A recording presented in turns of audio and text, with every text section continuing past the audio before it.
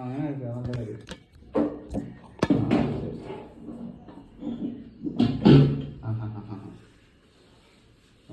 എന്നാ ആയിക്കോട്ടെ. ഏതമ്മോ? ശരി ശരി ശരി ശരി ആയിക്കോട്ടെ, കുഴപ്പമില്ല. ഓക്കെ. ഇതിൻ്റെ മുകളിലേക്ക് ആണ് എല്ലാ പാത്രങ്ങളും വെക്കേണ്ടത് കേട്ടോ. അതങ്ങനെ കറക്റ്റ് കട്ടിങ്ങിൽ തന്നെ കയറി കിടക്കണം കേട്ടോ. അതിന് മുകളിലാണ് പാത്രങ്ങളെല്ലാം വെക്കേണ്ടത്. മൈക്രോ സേഫായുള്ള പാത്രങ്ങൾ ഉപയോഗിക്കുക. സിറാമിക്, മൺപാത്രങ്ങൾ, കട്ടികൂടി സ്റ്റീൽ പാത്രം, സ്റ്റീല് പ്ലാസ്റ്റിക് അതൊന്നും ഉപയോഗിക്കാൻ പാടില്ല. ഇത് സ്റ്റീലിൻ്റെ റാക്കാണ്. ഗ്രില്ലിങ് മാത്രമേ സ്റ്റീലിൻ്റെ റാക്ക് ഉപയോഗിക്കാവുള്ളൂ. ഇതിപ്പോൾ ഡയറക്റ്റ് മസാല ഒക്കെ ചേർത്ത് ഇതിൻ്റെ മുകളിലേക്ക് വെക്കുക. എന്നിട്ട് നമുക്ക് ഗ്രില്ലിങ് പ്രസ് ചെയ്യുക. അതിനുശേഷം ടെമ്പറേച്ചർ ഒന്ന് നേരെ ടൈമിലേക്ക് ആക്കണം. നമുക്കൊരു ഫുൾ ചിക്കനൊക്കെയാണ് 45 മിനിറ്റ്സ് വേണം. 4500 കൊടുക്കുക. എന്നിട്ട് സ്റ്റാർട്ട് കൊടുക്കുക. അതാണ് ശരിക്കും ഗ്രില്ല് ഫംഗ്ഷൻ വരുന്നത്. പിന്നെ വരുന്നതാണ് മൈക്രോ പ്രസ് ഗ്രില്ല്. ഇത് മൈക്രോ ഗ്രില്ലും കൂടി ഒരുമിച്ച് പ്രവർത്തിക്കും. പപ്സ്, കട്ട്ലൈറ്റ് അങ്ങനെയുള്ള സാധനങ്ങളൊക്കെ ഉണ്ടാക്കാനാണെങ്കിൽ മൈക്രോ പ്രസ് ഗ്രില്ലാണ്. അത് പ്രസ് ചെയ്യുമ്പോഴേ CO കോമ്പിനേഷനാണ്. CO 1 നമ്പർ വരും. പിന്നെ ടൈമിലേക്ക് വേണം. നമ്മൾ 10 മിനിറ്റാണ് കുക്കിംഗ് ടൈമിൽ. 10 മിനിറ്റ് കൊടുക്കുക. സ്റ്റാർട്ട് കൊടുക്കുക. പിന്നെ വരുന്നതാണ് കൺവേർഷനും മൈക്രോ പ്രസ് കൺവേർഷൻ. ഇത് രണ്ടും കേക്കിന് വേണ്ടിയുള്ളതാണ്.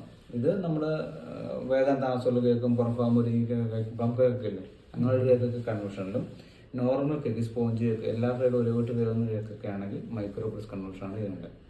ഇത് പ്രസ് ചെയ്യുമ്പോഴേ കൺവേർഷൻ എഴുതി കാണിക്കും. പിന്നെ ഈ ഡിഗ്രി സെൽഷ്യസ് ഉണ്ട്, അത് ഇതിനു വേണ്ടി മാത്രമുള്ള കൺവേർഷൻ പ്രസ് ചെയ്യുക. പിന്നെ ഡിഗ്രി സെൽഷ്യസ് വരുന്നത് നമുക്കൊരു 160 ഡിഗ്രിയാണ് കേക്കിന് വേണമെങ്കിൽ 6 പ്രസ് ചെയ്യുക. അപ്പോൾ 160 ഡിഗ്രി വന്നു.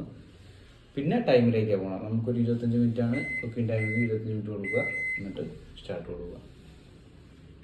ഇവിടെ എന്ന് വെച്ചാൽ പ്രസ് ചെയ്യുമ്പോൾ ഡിഗ്രി സെൽഷ്യസ് വരുന്നത് 130 ഡിഗ്രി, 140, 170, 200 ആണ് മാക്സിമം. നമുക്കൊരു 140, 170 മതി നോർമൽ കേക്കിന് വേണ്ടിയുള്ള. എന്നിട്ട് ഒരു 15 മിനിറ്റ് ആണെങ്കിൽ 1500 കൊടുക്കുക. എന്നിട്ട് സ്റ്റാർട്ട് കൊടുക്കുക. പിന്നെ ഇത് ഡീപ് ഫ്രോസ്റ്റ് ആണ്. ഫ്രിഡ്ജിലിരിക്കാൻ സാധനങ്ങൾ തണുപ്പ് മാറ്റാൻ വേണ്ടി.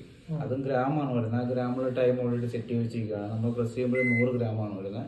100 ഗ്രാം സാധനത്തിന് ഇന്ന ടൈം സ്റ്റാർട്ട് കൊടുത്താൽ 4 മിനിറ്റാണ് ഡീപ് ഫ്രോസ്റ്റ് ആകാൻ. അതല്ല ഗ്രാം കൂടുതലുണ്ടെങ്കിൽ ഇവിടെ തന്നെ പ്രസ് ആണെങ്കിൽ ഗ്രാം കൊടുക്കുക. ഒരു 500 ഗ്രാം ആണെങ്കിൽ നമ്മൾ സ്റ്റാർട്ട് കൊടുക്കുക. അതിനനുസരിച്ചുള്ള ടൈം ആയിരിക്കും വരുന്നത്.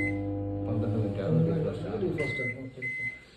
പിന്നെ വെയിറ്റ് ബ്ലോക്ക് ഇതിന് വേണ്ടിയുള്ളതാണ്. ഓട്ടോ കുക്കിങ്ങിന് വേണ്ടിയുള്ളതാണ്. പിന്നെ ഡിഡോറൈസ് സ്മെല്ലും കാര്യങ്ങളൊക്കെ പോകാൻ വേണ്ടിയാണ്. അത് നമ്മൾ 5 മിനിറ്റ് ഒരു സെറ്റ് വെച്ചിരിക്കാൻ നേരെ സ്റ്റാർട്ട് കൊടുത്താൽ മതി. അതായത് ഗ്രില്ല് ചെയ്ത് ഒരെണ്ണം ഉപയോഗിക്കാൻ അങ്ങനെയുള്ള സാഹചര്യങ്ങൾ മാത്രം ഉപയോഗിച്ചാൽ മതി. ഈ